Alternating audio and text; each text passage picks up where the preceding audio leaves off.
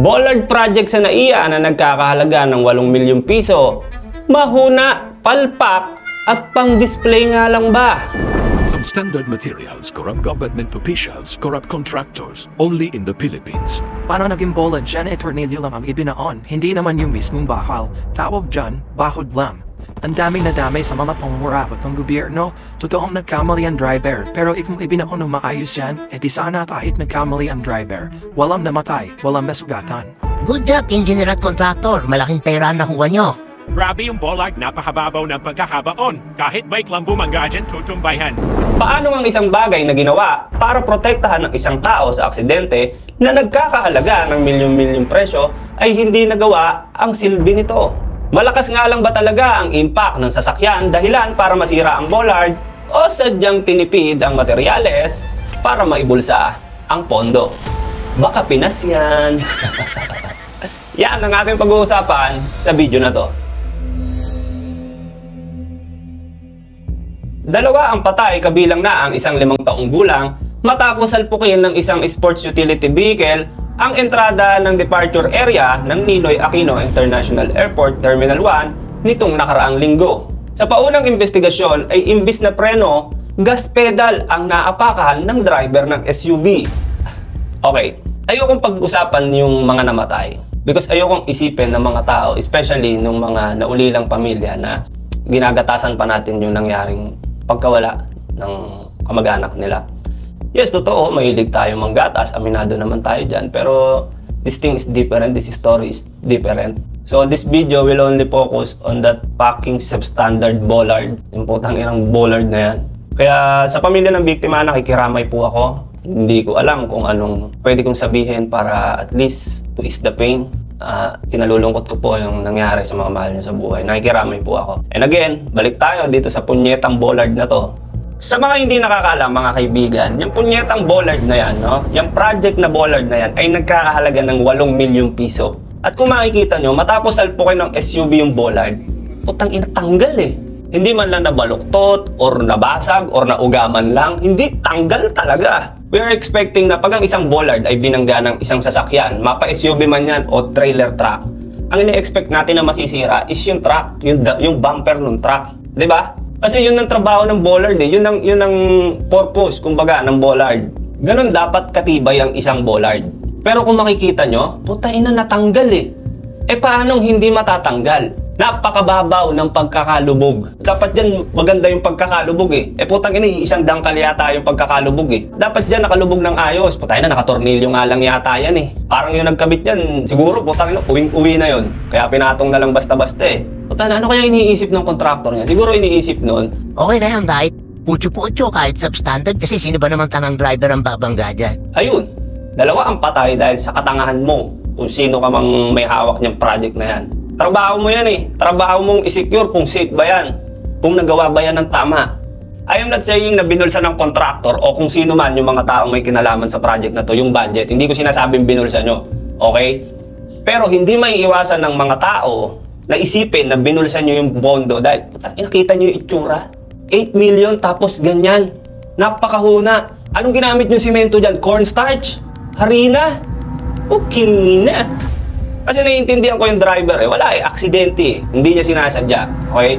Hindi ko sinasabing walang kasalanan o walang pananagutan yung driver. Ha? Ang sinasabi ko is, hindi niya sadya. Aksidente. Naapakan yung gas pedal eh. So okay, aksidente. Pero wala sanang mamamatay kung maayos ang pagkakagawa dyan sa lintik na Bollard na yan. Maaaring maiwasan sana yung may mawalang buhay kung maayos at hindi nyo binasta-basta yung Bollard na yan. Diba? Nagigets nyo yung puta na. Kainis kayo. Can you imagine dahil sa substandard na trabaho nyo, 2 buhay ang nawala, including isang 5 years old na bata, 5 taong gulang, may mga pamilyang naulila, may mga taong sugatan. Nakakatulog pa ba kayo? Hindi ba kayo binabagabag ng konsensya nyo? Dahil sa kabubuhan nyo, dahil sa kapabayaan nyo, may mga buhay na nawala, may mga pamilyang naulila. Aba. Ayan ho ang mangyayari kapag inuna natin yung bulsa, yung pagbubulsa. Tinitipid ang materyales, nagiging substandard yung project. Kaya kapag may mga ganyan sitwasyon, aksidente, o masusubukan yung tibay ng proyekto, wala, palpak. Sana hindi nyo na lang ginawa yung project na yan. No?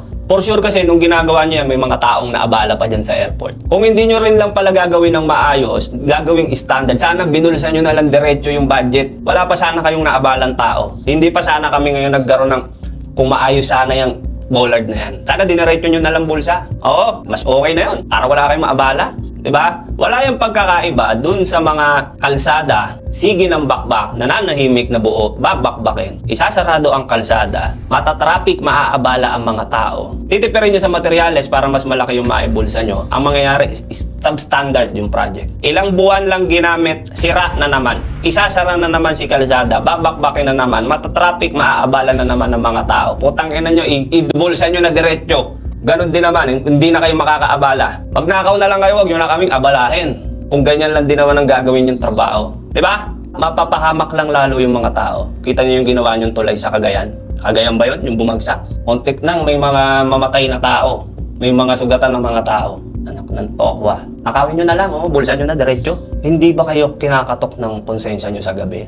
Ha? Seeing those people died, seeing those family na naulila dahil sa kapabayaan nyo, dahil sa katangahan nyo, dahil sa pagiging sakim nyo, hindi kayo nakakatulog kayo ng payapa. Ang ina, baka pinsan nyo si Satanas. Diba? Imagine, 5 years old. Napakarami pang pangarap yung batang yan, sigurado. Napakarami pang pangarap ng magulang yan para sa kanya. Kaya lang, wala na.